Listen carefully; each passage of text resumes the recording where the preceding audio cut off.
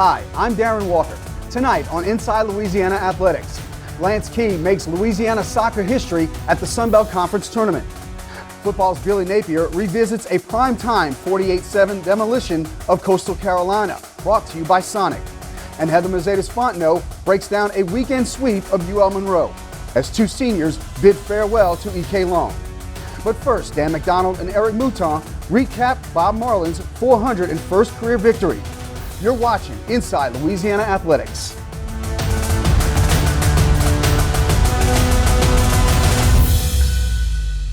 Thanks, Darren. We're at the Cajun Dome, where Louisiana's Ragin Cajuns hold on at the end and take an 85-80 win over their old rival, the McNeese Cowboys. I'm Dan McDonald, along with Eric Mouton. And Eric, was a game that the Cajuns came out slow, couldn't buy a basket through the first 8 or 10 minutes, but then really came on strong, shooting the basketball late in the first half and early in the second half. Yeah, they did. They couldn't buy one early on. The percentages were very low, but they stayed with it.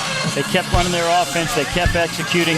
Ball started falling. Cedric Russell got hot. Cajuns win. Cajuns shot 50% in the second half of the field. A lot of that came from Cedric Russell as he filled it up in the second half. He had 18 of his 22 points after halftime, including 4 three-pointers in the second half. And if you watch some of his three-point shots, you can see Malik Wilson, the one getting the ball to him. As he becomes more comfortable with the basketball, he can set Russell up a lot more for open shots, and Russell doesn't have to handle the ball as much. Malik Wilson ending up with 5 assists, Cedric Russell with 4. Cajuns put 4 players in double figures. Jalen Johnson with 21 points, coming off a big performance in his first game against Loyola.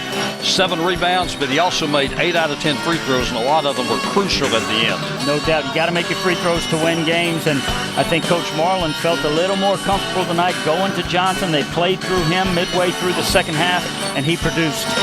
Nice backdoor cut to Kobe Julian, who finished with 15 points to go with 5 rebounds. He also made 4 free throws in the ball game, all of them in clutch situations. Cajuns shot the ball well from the line, 15 out of 20. They also shot it well from three-point range. They made 10 out of 26 outside the arc. We thought this was going to be a good game. It's going to be an intense game. McNeese has a very good basketball team. This is a nice win for Louisiana early in the season. Cajuns rally back from 13 down and take an 85-80 win over the Cowboys here at the Cajun Dome. Next on Inside Louisiana Athletics, Billy Napier revisits a primetime 48-7 win over Coastal Carolina in Conway, South Carolina. Brought to you by Sonic. Bacon mac and cheese bites are the perfect comfort snack. I needed some comfort, man. It's been a tough day. What'd you do? Well, I only got 10 hours of sleep. Oh. Get them while they're hot. Bacon mac and cheese or chili cheese bites are $2.99.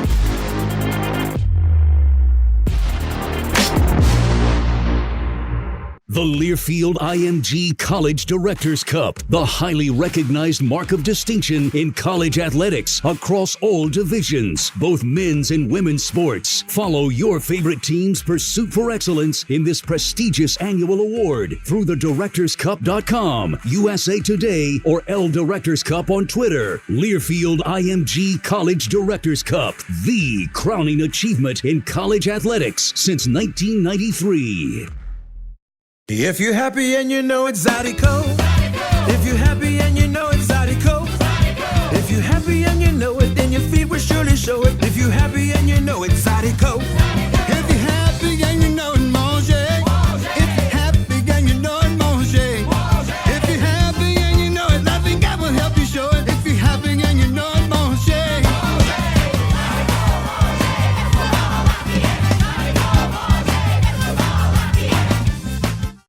patty melt is loaded. Beef patty, grilled onions, melty cheese on Texas toast. I propose a toast. Oh, awesome. Peter, you're dull. Okay, this feels more like a roast. I propose a roast. Grab a patty melt while they last and order ahead for happy hour anytime. Giant killers. That's what we are. Today. Remember that. Giant killers. Triumph for these giant kill. Heard that? Giant killers. Welcome back to Inside Louisiana Athletics. A dominating win for the Ragin Cajuns in their first trip to Coastal Carolina, a 48-7 dismantling of the Chanticleers. And here to talk about it is the head coach of the Ragin Cajuns, Billy Napier. Given the extremely short week and you're traveling, and you've documented in the past about how unique they are with their scheme, I mean, it had to feel pretty good to go in there and have that complete game and that effort and having that dominating performance. Yeah, I think it goes back to the quality open date we had. You know, the 16 days we were able to spend some time on some future opponents. Certainly Coastal was included in that. So some of the planning that we did that week, I think carried over into the prep for this game. You got to give the staff credit, certainly the players credit. Really good plan, and we executed well. We were ready to go. Yeah, there's a lot to get to, so let's get to the action right here. Coastal wins the toss, and they elect to defer. So the offense takes the ball first, and you come out clicking, and you came out throwing, which I think a lot of caught the Chanticleers by surprise. But then you do get the running game going, and 8 plays, 66 yards later, Levi takes it in for a 7-0 lead. Yeah, I thought it was great. You know, we challenged the team to start fast, certainly offensively. I think our players had a little bit of a bad taste in their mouth relative to how we played in the first half against Texas State. So, you know, players had the right attitude, right approach. I thought we played a really good effort, kind of overwhelmed them early, and it paid off with a quick touchdown in the first possession. Coastal will go to the trick bag early. First play of the game, a flea flicker, and that gets them in field goal range, but they come away with nothing, a missed field goal. And I thought that was kind of an early turning point in the game because it could have been 7-3, but instead you take the ball right back down the field, and on a key third down, Elijah Mitchell, I thought the cornerback made a really good play, but Elijah broke that tackle. He turns it into a 31-yard gain, and then Trey Regas scores later, and now it's 14-0. Sure, a big play. I thought we did a great job with our rush team and affecting the kicker. Great penetration inside and on the edges. And I agree with you. The play by Eli Mitchell on I think it was 3rd and 14. Mm-hmm. We're kind of calling a underneath pass there, kind of conceding the first down, just throw a completion, tax him on the punt, breaks the tackle, runs the ball out past midfield, and we finished that possession like you said before. Defense was lights out again all night. They force another punt, and the offense continues to roll. You go to the air a little bit more on this drive. Levi hit 5 different receivers on this drive, the last being Tennille Johnson, the tight end, for a score, and it's 21-0. Yeah, I can't compliment our defense enough. You know, outside of the first play of the game, the late touchdown that took away the shutout, I think we held them under 150 yards. So terrific execution of the plan, certainly good physicality. We tackled well, we covered well, and that's a difficult offense to prepare for, and certainly they've given lots of people issues throughout the season. Another Coastal 3-and-out leads to a little bit more methodical drive before the half ends, and Stevie's there again to tack on 3 more, a 21-yard field goal to make it 24-0 at halftime. Yeah, there is some positives that comes from maybe having to kick some field goals. It was great to get Stevie a few opportunities there, and good to see him execute, good to see the players play well around him. The message at halftime was just one word, really, and that was to finish, and that's exactly what this team did. In the third quarter, the defense continues to dominate. Another 3-and-out to start the second half. Offense picks up right where they left off. Levi finds Jamal Bell for a first down on a 3rd and 10. He gets 18. And then on the next play, Levi finds Jalen Williams for a 10-yard touchdown. And now you've really opened it up. It's 31-0. Yeah, I thought it was great to see some maturity from the team. You know, we've been in this position in the past. We always let the other team hang around. Mm-hmm. So to go get control of the game there in the first couple possessions, I thought was huge. The Chanticleers are almost strictly forced to throw the ball now, and they're moving it. They get down to the 28-yard line, but on a 3rd down, Joe Dillon comes off the edge to decleat quarterback Bryce Carpenter, and then the drive ends on the next play on the 4th down. Yeah, it's good. Always good to see Joe affect the quarterback. Certainly a big hit, big play in the game. You know, the sideline erupted. We had great momentum, great energy, and you always need that when you go play on the road.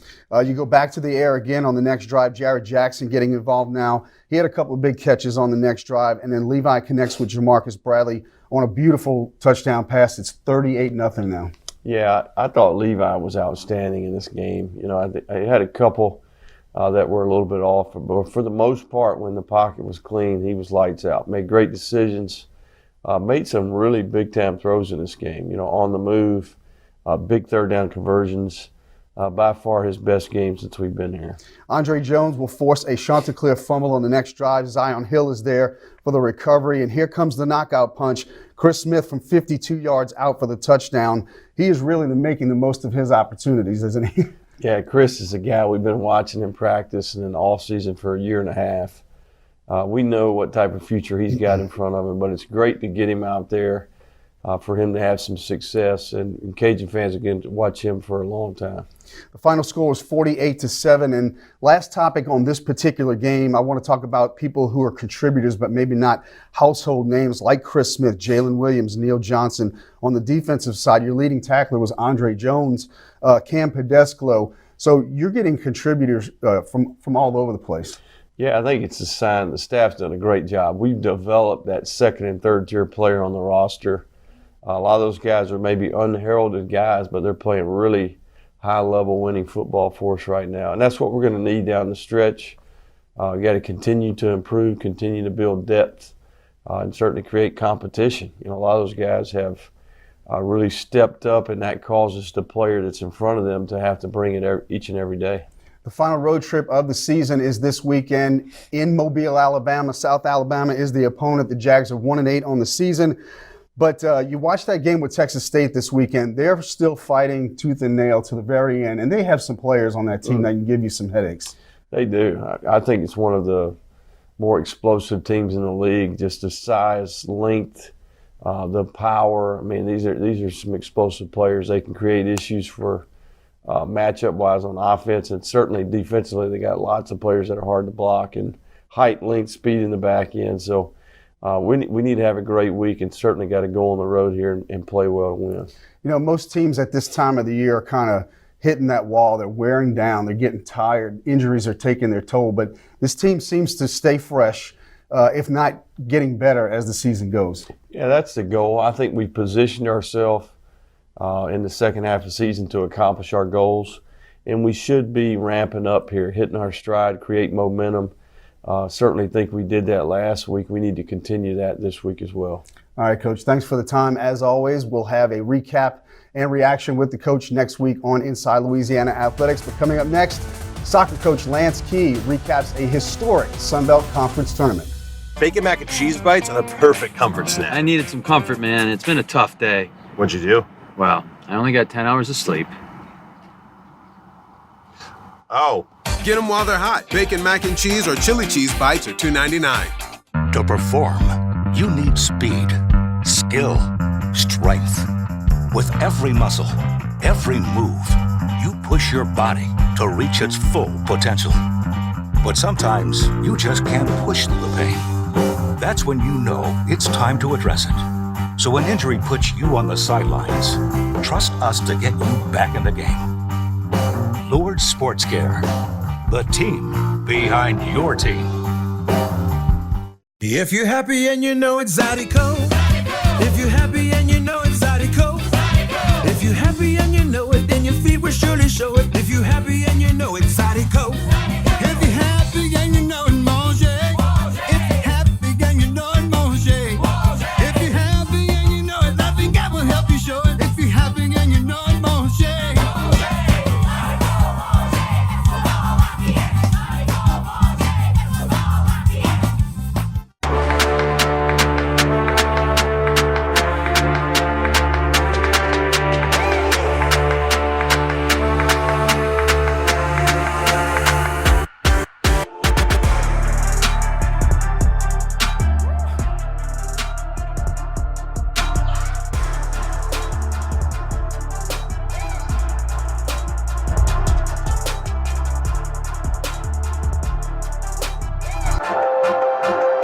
The Learfield IMG College Directors Cup, the highly recognized mark of distinction in college athletics across all divisions, both men's and women's sports. Follow your favorite team's pursuit for excellence in this prestigious annual award through thedirectorscup.com, USA Today, or L Directors Cup on Twitter. Learfield IMG College Directors Cup, the crowning achievement in college athletics since 1993.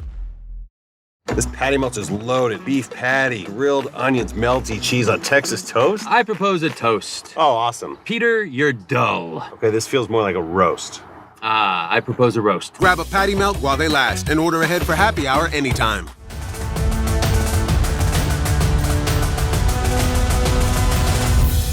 Welcome back to Inside Louisiana Athletics. A historic and heartbreaking Sun Belt Conference soccer tournament in Foley, Alabama this past weekend. The Ragin Cajuns go to Foley and split in the conference tournament. Here now to talk about it is the head coach, Lance Key. Last week you sat right here and you said, look, we're not going to go over there and just be happy to be there. We want to go over there to compete and win. And I thought you did that. Yeah, listen, it's the first time in a few years that any of the program has been to the Sun Belt tournament, and really, with the exception of a few players, as we said, so few had the experience of preparing for that event, participating in that event. But it was important to me that we went with an expectation to be competitors. Mm-hmm. That's what champions do, and that's certainly what we're trying to achieve. And I think our preparation was good. Certain areas I think it maybe could have been a little bit better. But we get into the first round, the quarterfinal match against the number 2 seed that we had lost to the week before, and in kind of a heartbreaking fashion as well. And we were able to go out and perform and get a great result. So I think from that sense, we accomplished something. I don't know that we accomplished all that we set out to accomplish, but we certainly accomplished something, and I think a big step forward for the program. Right, you jumped out on Troy very early, 10th minute, you go up 1-0, and then you come back in the second half and put 2 goals on them in about a 7-minute span to pull away 3-0. So you had to be happy with that. Absolutely, and you know, to see Carlene find her scoring stride late in the season was really important. She had a long stretch where I think she was just struggling to get the right space and to have the confidence to get through it. So to go up early in that match, super important. And as you said, we went into halftime. We felt good about how we were performing, but we knew they weren't going to go away, as was evident from the week before. Mm-hmm. So Skylar did a great job to get into the attacking third and into the corner of the box, put the pressure on the defender, as something we've really been talking to her about and working on, not passing out of that situation or not shooting too prematurely, but really putting the pressure on by taking that player on the dribble. Got taken down. Gwen stepped up, hit a great penalty to put us up 2-0. And then they pushed numbers forward. Late in the season, there's nothing to lose for them at that point. So they put everyone forward. And on a corner, I believe it was a corner, we got a counterattack, and Rachel just outran everyone, did a great job of staying composed in the 18-yard box, went around the goalkeeper and tucked it in to go 3-0. Unfortunately, somewhere in that play, suffered a concussion, so we ended up losing her for the semifinal match, which was a big loss for us. Yeah, you go into the semis with Arkansas State. It was a cold, very windy day, and boy, did that really play a role in how the game was played. Absolutely. When you have those type of windy conditions, it really is a tale of two halves, and I think that was evident in the stat line. We took the win in the first half at our back. The forecast that we had looked at showed that it looked to be a little bit of a reduction in wind in the second half. So we thought, well, let's take advantage of what wind there is. And as it turned out, the wind actually increased in the second half. So we had lots of pressure on them in the first half and had a few reasonable scoring opportunities, and just weren't able to convert. And then came out of the locker room and really couldn't get out of our half in the second half at all. And 2 minutes before time, where we were really at a point where we were trying to survive those final couple of minutes in the half, try to recollect and reorganize for overtime. And a pretty poor series of decisions, in my opinion, from the official led to a free kick right at the top of the box. And to their credit, the young lady stepped up and hit a great finish into the far corner. Certainly wasn't as a result of the official. We had a lot to do with the performance and the results on the day. That didn't help us. But certainly disappointing. Right. You had a handball that was called, a questionable call. We'll leave it at that. But, I know it's been probably a rough few days for you, but have you had any time to kind of reflect on the 2019 season, what you've been able to accomplish in your first year?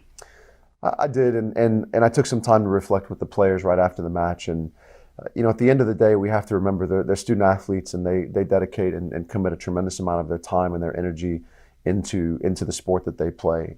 And they dedicate a tremendous amount of time into the relationships within our setting, for sure. And so I just took the time to let them know that I loved each and every one of them. I'm grateful for all that they've given. I'm grateful for the fact that they accepted us as a brand new staff and allowed us to try to lead them in a different direction. I think ultimately, even though we had some ups and downs over the course of the season, we were able to make some pretty significant strides forward. And they trusted us, and I'm tremendously grateful for that. I love what we're doing. I love the culture that we're building. We've talked a lot about the stuff off the field from a service standpoint, taking ownership of our responsibility and who we are as human beings, creating a sense of unity within our relationships, and doing everything we can to leave a legacy. And I think the senior class, that group of 5, having to endure this transition going into their final season, they did a great job of really catapulting us forward as a program and helping us to leave a legacy. I think over the body of work from this year and what we were able to accomplish set a great foundation for where we would like to go in the future. All right, well, Coach, congrats on a great season. It's been a pleasure having you on the show this year. Coming up next on Inside Louisiana Athletics, we get the latest from volleyball.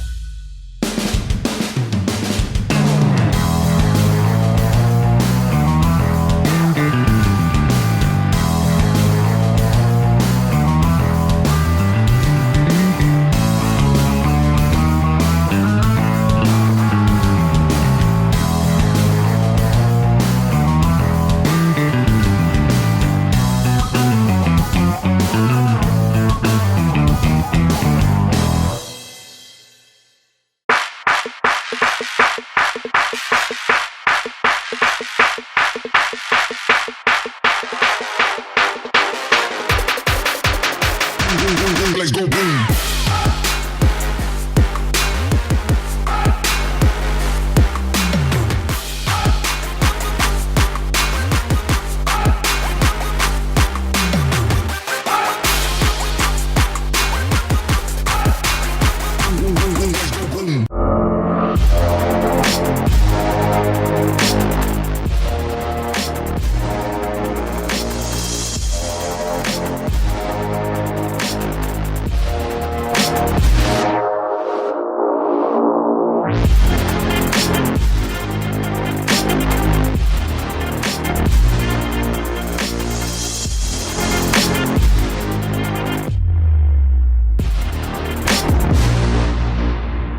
If you're happy and you know it's Zydeco. If you're happy and you know it's Zydeco. If you're happy and you know it, then your feet will surely show it. If you're happy and you know it's Zydeco. If you're happy and you know it, mange. If you're happy and you know it, mange. If you're happy and you know it, I think I will help you show it. If you're happy and you know it, mange.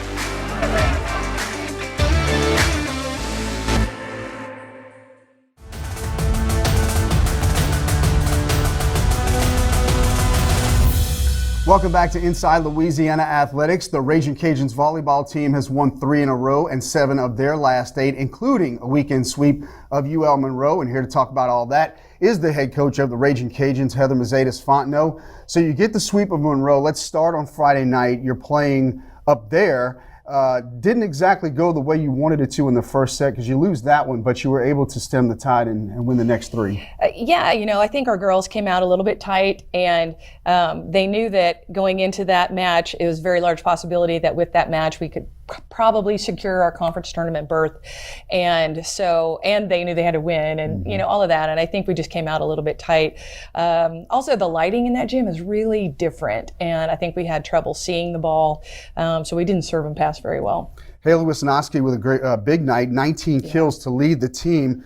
She's really elevated her play in the last few weeks. and you can see the correlation between the way she's playing and the way the team is playing. Well, and I think that's such a big thing because she has really come into her own.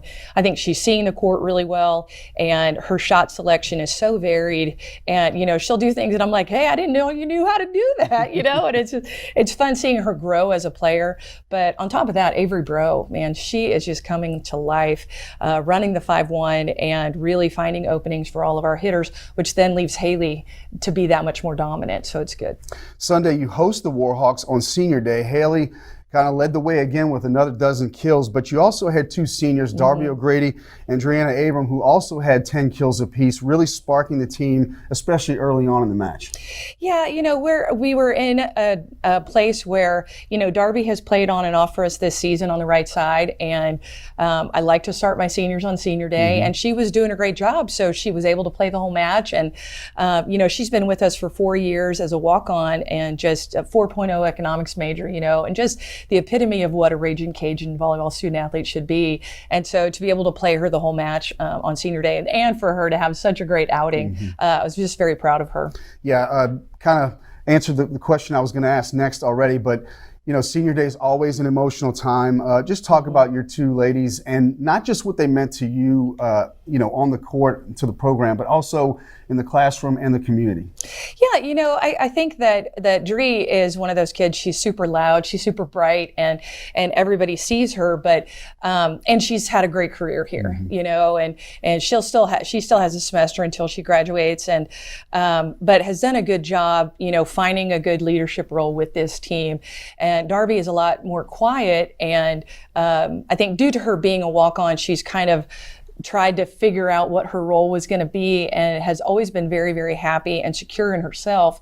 And so very quietly this season has become a very dominant voice in the locker room for us. And that's been instrumental in this last stretch, because also Darby and Haley Wisnowski are best friends. And so that's always a good positive environment for Haley to be in. 2 big games left on the schedule in the regular season. You're currently in second place in the West, and that guarantees, like you said earlier, a place in the Sun Belt Conference tournament. So you go to Arkansas State and you go to Little Rock this weekend. You've beaten those two teams already, but you did it at home. Now you have to take it on the road. Yeah, you know, and both places are tough to play. And so we're just right now preparing for Arkansas State. That's all we can do is see what's right in front of us. And you know, as you know, playing an opponent twice is always tough, and we could potentially end up playing them 3 times, you know, and so we're just going to go out and do our best and try to stick with a good game plan. Arkansas State is playing a little bit better right now, and so it's going to be a tough one. A little bit more time here. I want to talk about the word pressure, because the last month or so, your team has been playing kind of with their backs against the wall. And so it looks to me like they're kind of getting used to that feeling. Well, no, they are. And what's very exciting for me to see is that we are getting better still. And so what a great time for us to peak, right? And now going into the conference tournament in 2 weeks, I think that they feel like they could beat anybody. And so, you know, yes, we've got Arkansas State and Arkansas Little Rock in front of us, and those are very, very important matches. But looking down the stretch, you know, they were talking about, hey, who are we going to play first round at NCAAs? Well, that assumes that we've won the conference tournament. And to have our team talking that way and just having that kind of confidence in themselves is remarkable at this point. All right, Coach, thanks for the time. As always, go get those 2 wins, and next week we'll be talking about the Sun Belt Conference tournament, all right? That'll do it for this edition of Inside Louisiana Athletics. We'll see you next week.